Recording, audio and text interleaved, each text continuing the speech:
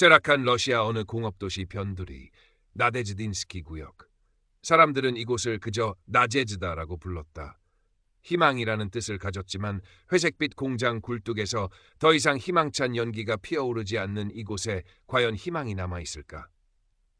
빛바랜 목조 건물과 낡은 흐루쇼프카 아파트 사이로 가끔씩 번듯한 새 빌라가 어색하게 고개를 내밀고 있었다. 봄이라고는 하지만 아직은 겨울의 냉기가 채 가시지 않은 늦봄의 스산한 바람만이 먼지 쌓인 거리를 휘감아 돌았다.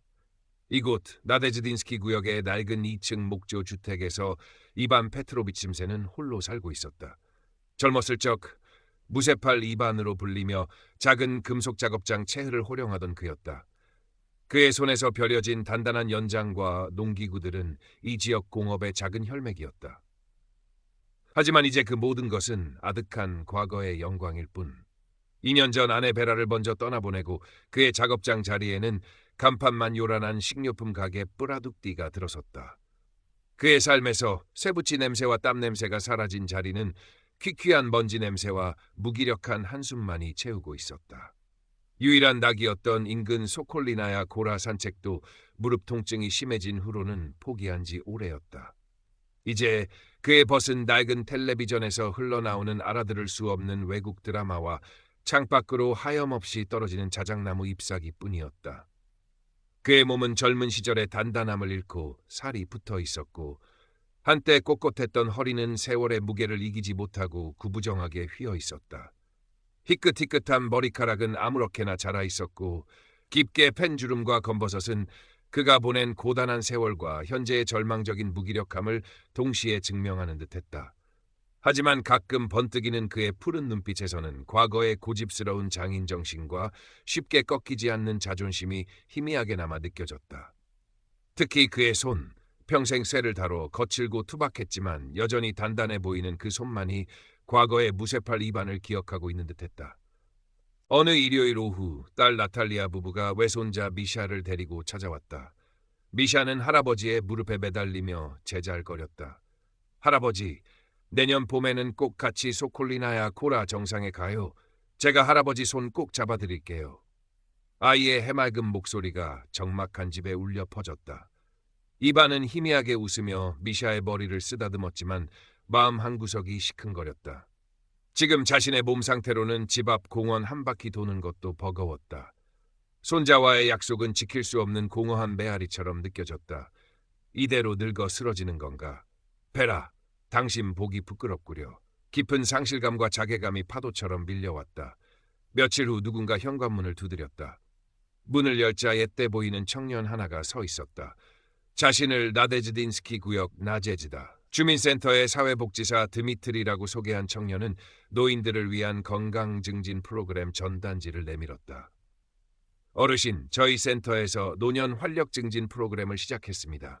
건강도 챙기시고 새로운 친구분들도 사귀실 수 있는 좋은 기회입니다.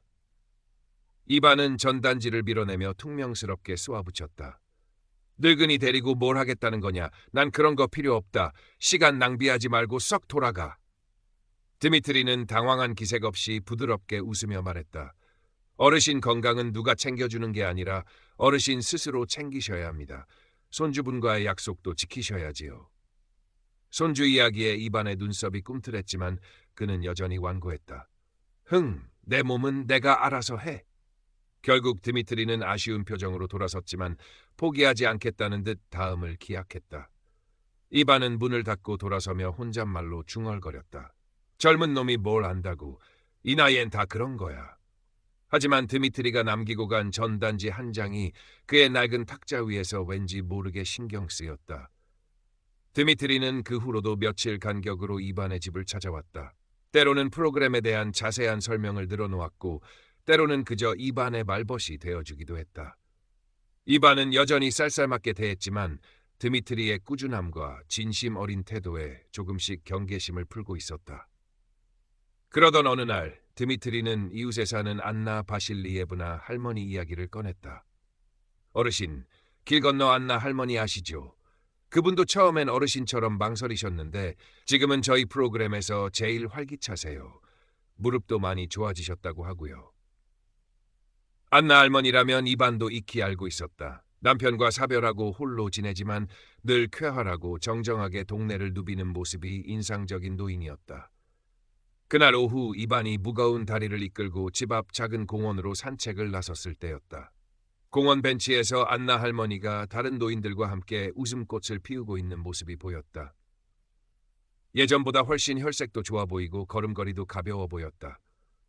안나 할머니가 이반을 발견하고 손을 흔들며 다가왔다. 이반 영감, 얼마만이에요?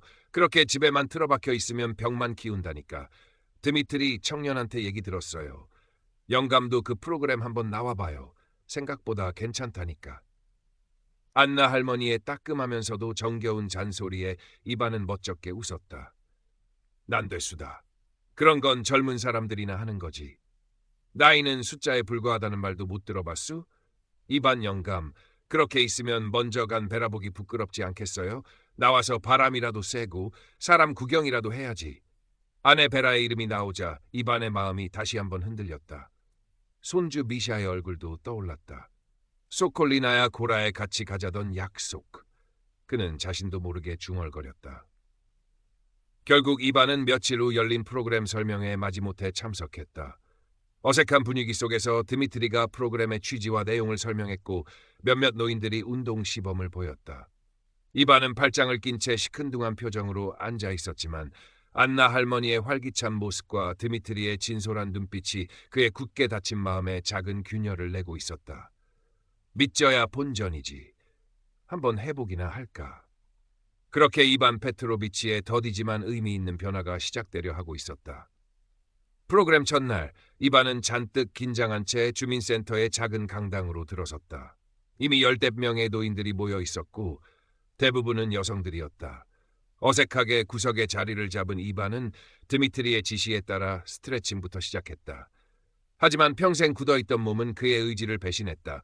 팔을 뻗는 것조차 삐걱거렸고 허리를 숙이자 아이고 하는 신음이 절로 터져나왔다. 여기저기서 키득거리는 웃음소리가 들려오는 듯해 얼굴이 화끈거렸다.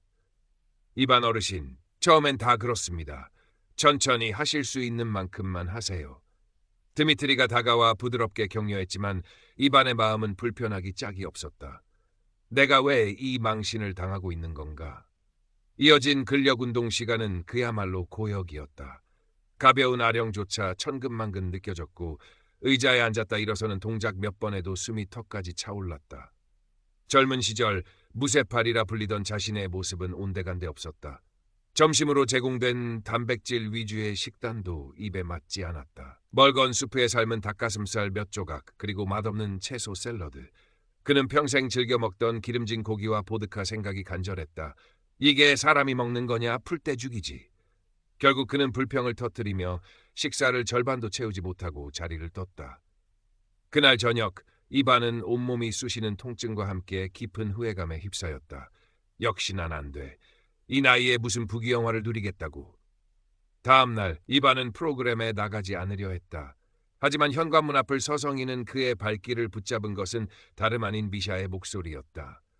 딸 나탈리아가 아침 일찍 전화를 걸어 미샤를 바꿔준 것이었다. 할아버지, 어제 운동 잘하셨어요?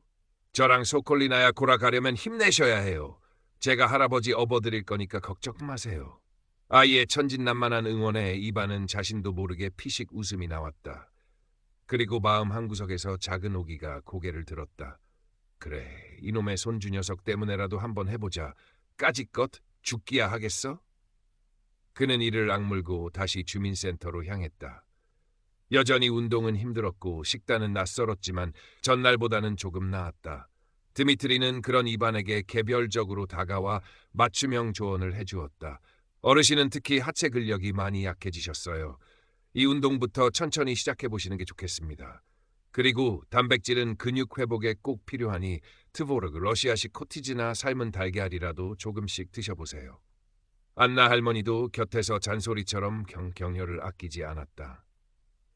이반 영감, 처음엔 다 그런 법이야. 나도 처음엔 죽는 줄 알았다니까. 근데 하다 보면 몸이 가벼워지는 게 느껴져. 포기하지 말고 꾸준히 해봐. 그렇게 며칠이 지나고 아주 작은 변화들이 나타나기 시작했다. 아침에 일어날 때 몸이 전보다 덜 무겁게 느껴졌고 집안 계단을 오르내리는 것이 조금은 수월해졌다. 어느 날엔가는 자신도 모르게 의자에서 손을 짚지 않고 벌떡 일어나는 데 성공했다. 아주 사소한 일이었지만 이반에게는 큰 성취감으로 다가왔다. 프로그램에서 나의 작은 목표 세우기 시간이 있었다. 이반은 망설이다가 삐뚤빼뚤한 글씨로 손주 미샤와 소콜리나야 고라 등반이라고 적어 넣었다.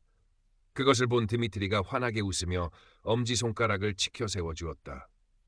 이반은 이제 제법 프로그램에 적응해가고 있었다. 최은실 할머니와는 티격태격하면서도 어느새 말벗이 되어 있었다. 함께 공원을 셔틀콕을 치며 걷기도 하고 프로그램이 끝나면 근처 시장에 들러 크바스아스 한 잔을 나눠 마시며 이런저런 이야기를 나누기도 했다. 다른 참여자들과도 조금씩 말을 섞기 시작했다. 과거 철공소에서 일했던 이야기, 먼저 떠난 아내 베라와의 추억들을 두런두런 풀어놓으며 웃기도 하고 눈시울을 붉히기도 했다. 오랫동안 잊고 지냈던 함께하는 즐거움이 그의 메마른 가슴을 조금씩 적셔주고 있었다. 드미트리의 도움으로 스마트폰 기본 사용법도 익혔다. 처음에는 작은 화면 속 글자들이 눈에 들어오지도 않았고 터치하는 것조차 어색했지만 반복 연습 끝에 손주 미샤와 영상통화를 하는데 성공했다. 화면 속에서 재롱을 부리는 미샤의 얼굴을 보자 이반의 입가에는 저절로 미소가 번졌다. 치매 예방을 위한 간단한 십자말풀이나 스도쿠에도 재미를 붙이기 시작했고 가끔은 드미트리가 권하는 대로 자신의 과거를 회상하며 짧은 글을 써보기도 했다. 잊고 지냈던 젊은 날의 기억들이 새록새록 떠오르며 그의 뇌가 다시 활기를 찾는 듯했다. 영양 교육을 통해 단백질과 채소 섭취의 중요성도 깨달았다.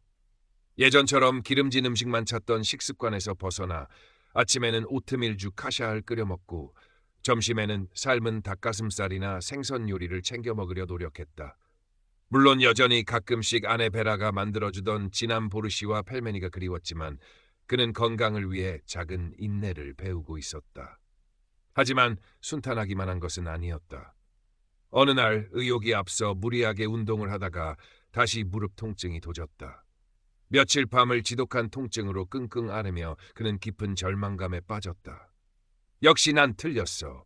이 나이에 뭘 더 하겠다고 발버둥 치는 건가. 그는 프로그램을 포기할 생각까지 했다. 그 소식을 들은 드미트리와 안나 할머니가 그의 집으로 찾아왔다. 드미트리는 진심으로 걱정하며 그의 상태를 살폈고 안나 할머니는 따끔하게 그를 나무랐다. 이반 영감, 지금까지 얼마나 잘해왔는데 여기서 주저앉으면 어떡해요. 넘어져도 다시 일어서야지. 그게 인생 아니겠수. 어르신, 잠시 쉬어가도 괜찮습니다. 하지만 포기하시면 안 돼요. 어르신은 충분히 하실 수 있습니다. 두 사람의 진심 어린 위로와 격려에 이반은 다시 한번 용기를 냈다. 과거 아내 베라가 병상에서 힘겹게 숨을 몰아쉬며 했던 말이 귓가에 맴돌았다. 여보, 당신이라도 건강해야 우리 미샤 크는 거 오래오래 볼 수 있지 않겠어요? 그는 다시 이를 악물었다. 꾸준한 재활운동과 드미트리가 알려준 스트레칭을 통해 통증은 서서히 가라앉았다. 이 일을 계기로 그는 정기적인 건강검진의 중요성도 깨닫고 드미트리의 도움을 받아 종합검진 예약도 잡았다. 그의 마음속에는 어느새 건강하게 살고 싶다는 간절한 소망이 깊이 뿌리내리고 있었다. 혹독했던 러시아의 겨울이 지나고 마침내 따스한 봄 기운이 나데즈딘스키 구역을 감싸기 시작했다. 겨우내 움츠렸던 자작나무 가지 끝에도 연두빛 새순이 파릇파릇 돋아나고 있었다. 이반 페트로비치에게도 놀라운 변화가 찾아왔다. 지난 1년간 꾸준히 운동하고 건강관리를 한 덕분에 그는 몰라보게 건강해져 있었다. 불룩했던 배는 쏙 들어갔고 구부정했던 허리는 제법 꼿꼿하게 펴졌다. 얼굴에는 혈색이 돌았고 눈빛에는 예전의 총기가 되살아나 있었다. 무엇보다 그의 마음가짐이 달라졌다. 예전의 무기력함과 냉소적인 태도 대신 긍정적이고 활기찬 에너지가 넘실거렸다. 그리고 마침내 손주 미샤와의 약속을 지킬 날이 다가왔다. 봄 햇살이 유난히 따사로운 어느 토요일 아침, 이반은 미샤와 함께 소콜리나야 고라로 향했다. 등산복 차림의 이반은 예전과는 확연히 다른 모습이었다. 그의 발걸음은 가볍고 자신감이 넘쳤다. 드미트리와 안나 할머니가 등반로 초이까지 따라 나와 그들을 배웅하며 힘찬 응원을 보냈다. 이반 어르신, 파이팅! 미샤, 할아버지 잘 부탁한다. 영감, 조심해서 잘 다녀와. 정상에서 멋진 사진 꼭 찍어 보내고. 초반에는 순조로웠다. 완만한 경사의 숲길을 따라 이반은 미샤와 도란도란 이야기를 나누며 걸었다. 새 지저귀는 소리, 싱그러운 풀내음, 따스한 햇살이 온몸을 감쌌다. 이반은 이 모든 것이 얼마나 소중한지 새삼 깨달았다. 하지만 산 중턱을 넘어서자 숨이 차오르기 시작했고 다리가 점점 무거워졌다. 과거 아내 베라와 함께 이 길을 오르내리던 추억, 그리고 건강을 잃고 절망했던 순간들이 파노라마처럼 스쳐 지나갔다. 포기하고 싶다는 유혹이 스멀스멀 피어올랐다. 그때 작은 미샤의 손이 그의 거친 손을 꼭 잡았다. 할아버지 힘내세요. 거의 다 왔어요. 제가 있잖아요. 아이의 맑고 힘찬 목소리가 이반의 가슴을 울렸다. 그는 다시 한번 심호흡을 하고 발걸음을 옮겼다. 마지막 고비는 가파른 바위 구간이었다. 깔딱고개라고 불리는 그곳은 젊은 사람들에게도 쉽지 않은 코스였다. 이반의 심장은 터질 듯 뛰었고 다리는 후들거렸다. 눈앞이 아찔해지는 순간도 있었다. 하지만 그는 포기하지 않았다. 여기서 무너질 순 없다. 내 손주와의 약속이다. 젊은 시절 쇠를 다루던 무쇠팔 이반의 끈기와 투지가 그의 온몸에서 되살아나는 듯했다. 한 걸음, 또 한 걸음, 거친 숨을 몰아쉬며 그는 마침내 마지막 바위를 딛고 일어섰다. 눈앞에 펼쳐진 것은 탁 트인 정상의 풍경이었다. 멀리 나데즈딘 스키 구역의 모습이 아스라이 보였고 발 아래로는 끝없이 펼쳐진 푸른 숲이 넘실거렸다. 이반은 벅찬 감격에 휩싸여 거친 숨을 몰아쉬었다. 땀으로 범벅이 된 얼굴 위로 뜨거운 눈물이 흘러내렸다. 해냈다. 내가 해냈어. 그는 자신도 모르게 외쳤다. 그것은 단순히 산 정상에 올랐다는 성취감 때문만은 아니었다. 그는 육체적인 건강뿐만 아니라 삶의 의지와 자존감을 되찾았음을 깨달았다. 옆에서 미샤가 환호성을 지르며 그의 목을 끌어안았다. 이반은 미샤를 힘껏 안아주며 웃었다. 할아버지와 손자는 함께 싸운 김밥과 따뜻한 차를 마시며 한동안 정상의 풍경을 말없이 바라보았다. 봄바람이 그들의 땀을 식혀주며 새로운 희망의 노래를 속삭이는 듯했다. 몇 주 후 나데즈딘스키 구역 나제즈다 주민센터의 작은 강당. 이반 페트로비치는 조금은 긴장된 표정으로 단상 위에 서 있었다. 그의 앞에는 프로그램에 참여하는 동료 노인들과 새로운 예비 참여자들이 앉아 있었다. 드미트리의 권유로 자신의 건강 회복 경험담을 발표하게 된 것이었다. 처음에는 목소리가 떨리고 말도 더듬었지만 이내 그는 지난 1년간 자신이 겪었던 변화들을 진솔하게 이야기하기 시작했다. 절망과 무기력감 속에서 방황하던 시절, 마지못해 시작했던 프로그램, 작은 성공과 실패를 반복하며 느꼈던 감정들, 그리고 마침내 손주와 함께 소콜리나야 고라 정상에 올랐던 벅찬 순간까지. 그의 이야기에 귀 기울이던 노인들의 눈가에는 어느새 촉촉한 이슬이 맺혀 있었다. 여러분, 저도 처음엔 이 나이에 뭘 하고 생각했습니다. 하지만 늦었다고 생각할 때가 가장 빠른 때라는 것을 깨달았습니다. 포기하지 않고 꾸준히 노력하면 우리도 건강하고 활기찬 노년을 보낼 수 있습니다. 저를 보십시오. 제가 해냈다면 여러분도 분명히 해내실 수 있습니다. 진심이 담긴 그의 말에 강당 안에는 뜨거운 박수 소리가 터져나왔다. 그날 이후 이반 페트로비치는 나데즈딘스키 구역의 걷기 전도사이자 희망의 아이콘이 되었다. 그는 여전히 매일 아침 안나 할머니와 함께 동네 공원을 돌며 건강을 다졌고 새로 프로그램에 참여하는 노인들에게 자신의 경험을 바탕으로 따뜻한 조언과 격려를 아끼지 않았다. 가끔은 드미트리의 부탁을 받아 건강 강좌의 보조 강사로 나서기도 했다.